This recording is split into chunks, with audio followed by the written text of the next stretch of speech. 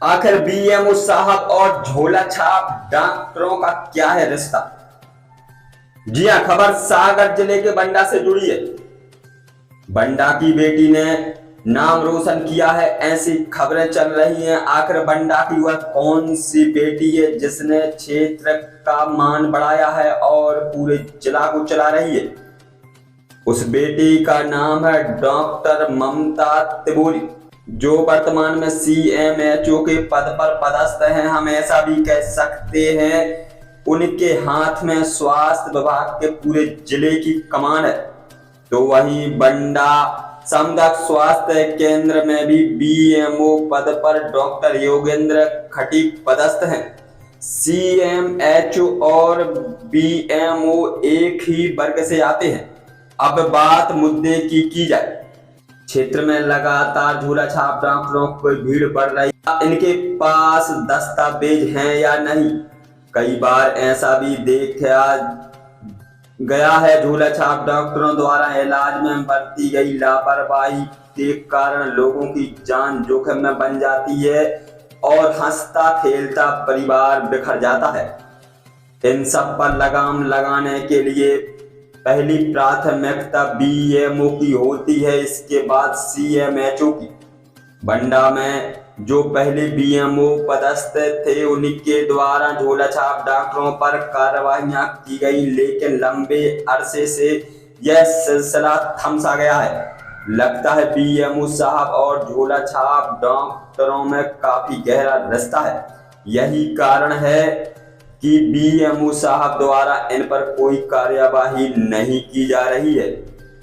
इन पर कार्रवाई कराने के लिए हेमराज लोधी ने कलेक्टर के नाम एसडीएम को ज्ञापन दिया था, जिस पर बहरौल, बिनेका और मगरदा में धड़ल्ले से चल रही अस्पतालों की जांच कराने की मांग की गई थी और उसी पावती को बीएमओ साहब के व्हाट्सएप नंबर पर भी भेजा गया था।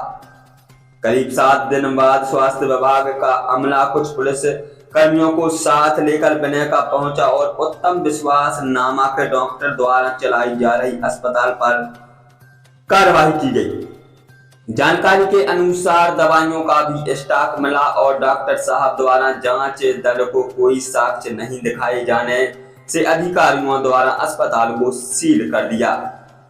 लेकिन करीब 8 दिन बाद ही डॉक्टर साहब ने हॉस्पिटल खोलकर इलाज करना भी शुरू कर दिया। बड़े ही सख्त हैं बंडा बीएमओ। 1 मार्च 2024 के दिन आवेदक कार्रवाई की जानकारी लेने बीएमओ के पास डेमीडा पहुंचा था। कार्रवाई पर बात शुरू होती उसके पहले ही बीएमओ साहब के व्हाट्सएप नंबर पर भेजे गए शिकायत पत्र को लेकर भड़क गई।